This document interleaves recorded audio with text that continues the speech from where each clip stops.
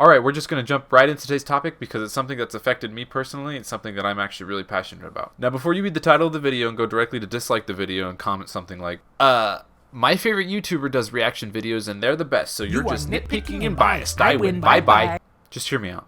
Reaction videos are something of a staple here on YouTube now. Like if you open up an incognito window and go to YouTube, they're probably going to be one of the first things you end up seeing. They've just been around for a long time. Ever since 2011 pretty much, when the Fine Bros were making videos like Kids React to Nyan Cat and Kids React to Charlie the Unicorn, bro. Then, they tried to copyright the word react and everyone unanimously hated them. And now they only get like 300,000 views per video, which is really bad considering they have 20 million subscribers. Then Jinx came along in 2015 and people unanimously hated him for a different reason. With the Fine Bros, they would only play clips of the videos they were reacting to, whereas Jinx would play the video in its entirety and say almost nothing the whole time. This was bad because, well... Yo, Jinx, that was a dope video, man. That was just hella tight. I really like the part where you played my video in its entirety and then didn't really react to it, just kind of sat there. I also like the part where you added virtually no insight. You just kind of rambled on for about 5 minutes and missed the point entirely. Pretty brilliant how you played the entire video in your channel. It's like it's a one-stop shop. Why bother going to my channel to watch that video when you can just watch that and your reaction? Anyways, both these channels I feel are important to mention in the history of React videos. Both of them exploded in popularity very quickly, both of them had some kind of controversy, and both of them have since declined exponentially in viewership. In fact, Jinx kept trying to upload videos for a long time before quitting YouTube entirely, and he'll contribute this to YouTube censoring him. My videos, basically my channel, I guess, just pretty much stopped going to my subscribers, My channel still has 1.7 million subscribers, but can't even get like 10,000 impressions. It's crazy. But in reality, if your click-through rate is low, then YouTube just won't show your video to as many people. Now let's talk about fair use. Fair use is kind of this gray bubble that exists in limbo. Like so many YouTubers, including myself, rely on it to keep making videos. They need it for their channel to keep existing, but nobody can really define what is and isn't okay. This is from YouTube directly. Fair use is a US law that allows the reuse of copyright protected material under certain circumstances without getting permission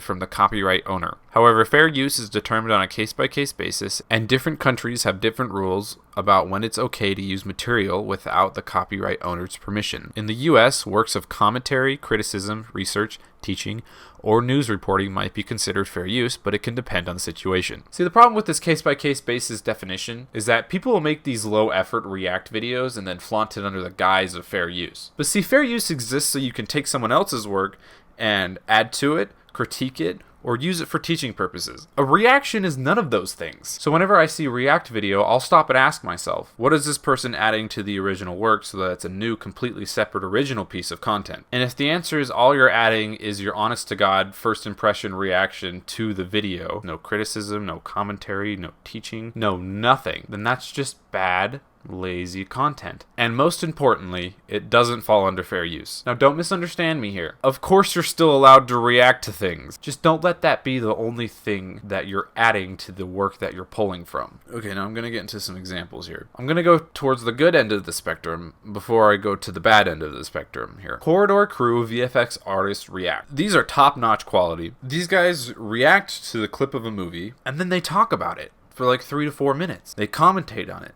They break it down. And the insight they provide is phenomenal. VFX breakdowns, shooting and lighting conditions, VFX programs, industry standards and secrets. And then they bring in professional stuntmen who have worked on like Marvel films, and they bring them in to provide the same insight. It's great. It's 3 professional movie-loving nerds sitting on a couch talking about something that I also personally love. I feel like they set the standards for what a React video should be. In fact, I wouldn't even call this a React video. I would call it VFX artists commentate and break down, but that just doesn't have the same ring to it. Having industry experts provide insight in their expertise on the thing they're reacting to is a recipe for success. They, to me, are creating a completely new and original work that separates itself from what they're reacting to. GQ does this fantastically. But again, in my mind, these aren't so much reaction videos as they are commentating and breaking down videos. In fact, the series they have is literally called The Breakdown. Survivalist breaks down survival scenes, or Pro Chef Breaks Down cooking scenes, are videos that I have both seen and loved. Dr. Mike also makes great React content, but that's just because he's a certified doctor and he's reacting to medical stuff and providing great insight to it. So, I don't think I need to keep explaining to you why this is great content and not really reaction content to me. Okay, now, I feel like I do have to put a disclaimer before I continue any further. I do not hate any of these people I'm about to talk about. I do not wish any ill will on these people that I'm about to talk about. I am just not a fan of some of the content they produce. Okay, let's talk about PewDiePie. Now, I'm not saying everything that PewDiePie puts out is bad. In fact, he's got some great philosophy videos, some amazing critiquing videos and commentating videos, but, then there's the videos where he just, scrolls through a subreddit and laughs at the memes and goes... that's funny.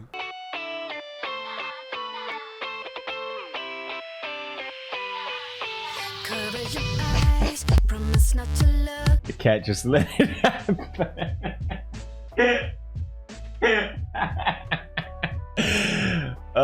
Good laugh. That's it. I respect Felix a ton, but I tend to skip these videos because it's nothing I can't do on my own. He's not really adding anything to the video for me. Now, to be fair, he does have a weekly series where he goes on his own subreddit and reacts to the content on there, and I think that's okay because you're interacting with your fans that way. But I still usually skip those videos because they're not for me. So I want to give PewDiePie a pass because I love him, and it's not like these videos are his usual type of content, but I do feel like I gotta address this. They feel like filler videos. Hey guys, it's editor me. I do feel like I wanted to say something regarding PewDiePie. I stopped watching him 7 months ago because of the frequency of his React videos. I don't know. I just didn't like him for the reasons I've described. But it looked like he actually stopped doing his Reddit reviews right when I stopped watching him. And to be fair, it looks like he's got a ton of stuff on here that isn't him just reacting to Reddit. So maybe my opinion is based on 7 months ago. You get the idea. You react to something and you say nothing but it's funny and then move on. It's I don't know. That irks me a little bit. As far as Mr. Beast's React videos, I kind of have the same sentiment. It's just Mr. Beast reacting to stuff. And as far as what he's adding to the video, I guess this part is subjective. He makes jokes. The jokes aren't really for me, so I personally don't really like it. Look, I'm not trying to hate on Mr. Beast or anything, because he makes some other great videos. But as far as his React videos go, his editor makes them immensely entertaining. Seriously, give that guy a raise. But I still gotta call them out for what they are. They're just not very good. I guess I can't be too mad, though, because all the money he makes from his React videos goes straight into making his main channel videos, so maybe I'm just a bitter man complaining about famous people. Who knows, really? Okay, finally, I want to talk about Sniper Wolf. She is the most obvious offender here. If this was a tier list, she would be at the bottom. To show you what I'm talking about, we're going to take a look at one of her latest videos. Student with Down syndrome gets bullied at school, which is just her reaction to a Darman video. 75% of the video is Darman's video with her emotionless face in the bottom corner. I counted the seconds, I did the math, which means the other 2 minutes and 41 seconds is her reaction to the video. Now, let's see what she has to say about the video. Here, you can have some of my lunch too. Aww, thank you. She got some really good classmates. Nice guy. What did babies do? They're so embarrassing. May. No. May, tell me what happened. Forget it! May, wait. May! That's actually really sad. At the beginning, she really loved those headphones. She was so excited for them! And those bitches made her hate them! Yes. Just literally exactly what the video is about. Look, I don't like these videos. I don't like any of her videos. I would say the overwhelming vast majority of her videos are like this. I really do think this is one of the lowest forms of content on YouTube. And in a way, she's doing exactly what Jinx was doing back in the day. If you watch this video, there is absolutely no reason for you to go back and then watch Darman's video. You'll know everything that happens. The whole lesson will be laid out for you. And she adds practically nothing of value. You could remove her from this video and nothing would change. And I have a problem with this, partly because... Pretty brilliant how you played the entire video in your channel. It's like it's a one-stop shop. Why bother going to my channel to watch that video when you can just watch that and your reaction? And partly because it's so easy to make this stuff. It's fair use abuse. And I don't even think it's her fault. I think it's YouTube's fault. YouTube encourages daily uploads. Just a week of Video Game Donkey uploading posts caused YouTube to send him this. And I personally believe the problem with daily uploads is that you cannot make good content in a day. You just can't. You can't write, shoot, and edit a 10-minute video every day that's good quality. Hot take. That's my hot take for the day. Not unless you're like playing video games on Twitch and you're uploading your unedited 24-hour stream or something. But this is just a Darman video with 2 minutes of fluff thrown on top of it. That's all it is. Okay, one more thing I have to mention is that you're one to mention is that I am guilty of this too. I am. Last video I was like, well, this seems to be the overwhelming majority of content on YouTube these days. So if you can't beat them, join them. And then I just filmed my reaction to watching a TLC video, and I honestly think that is me at my worst, and I'm willing to admit that I don't like that video. The video did so poorly, and it was the wrong sentiment to have. I'm only gonna focus on making good commentary content that adds to the original work or critiques it, or something that actually falls under fair use and is not a reaction. Also, maybe I'm a bit of a harsh critic here, but like my Japanese game show video I don't really like either for the same reasons. I don't feel like it really added anything of value, but anyways, that's just my 2 cents.